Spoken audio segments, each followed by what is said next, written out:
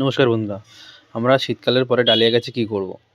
শীতকালের পরে আমরা ডালিয়া গাছ ঠিক এইভাবে কেটে রেখে দেবো। দেখতে পাচ্ছেন যে আলুটা এরকম নিচে আলু টাইপ হয়। এই আলুগুলো সামনের বছরের জন্য আমরা ফাঙ্গিসাইড লাগিয়ে সে একটি ছায়াযুক্ত জায়গায় রেখে দেবো।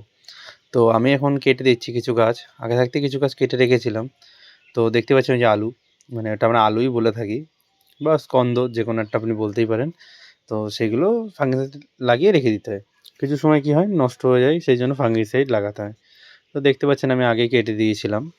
তো এই একটি গাছ দেখুন, এটা খুব সুন্দর একটি ফুল। তো শুকিয়ে গেছে গাছটি, যেহেতু ডালিয়া গাছে একটি করেই ফুল হয়।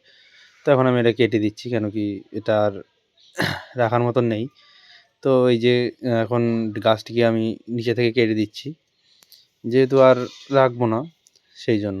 আর কিছুদিন পরে একটু গরম পড়লে তখন মাটি থেকে আলুগুলো তুলে পরিষ্কার পরিচ্ছন্ন করে ফাঙ্গিসাইড লাগিয়ে আমি আলাদা জায়গায় রেখে দেবো। আপনারাও এভাবে করুন, দেখবেন আপনাদের গাছও সামনের বছর আপনাদের আর নার্সারি থেকে কিনতে হবে না। যেগুলো আপনাদের পছন্দর গাছ সেইগুলো একটা সাইড করে আপনারা রেখে দেবেন। একটা ট্যাগ লাগিয়ে রাখবেন, যে কোনো একটি জায়গায় রাখবেন, দেখবেন যাতে নষ্ট না হয়। বিশেষ করে বর্ষাকালে যেহেতু ফাঙ্গাস লাগে বেশি, সেই জন্য এমন জায়গায় রাখবেন তো ফাঙ্গাস যাতে না লাগে। দেখুন এটাতেও একটা আলু হয়েছে। তো দেখতেই পাচ্ছেন যে লাল ওটা হচ্ছে ওর স্কন্দ।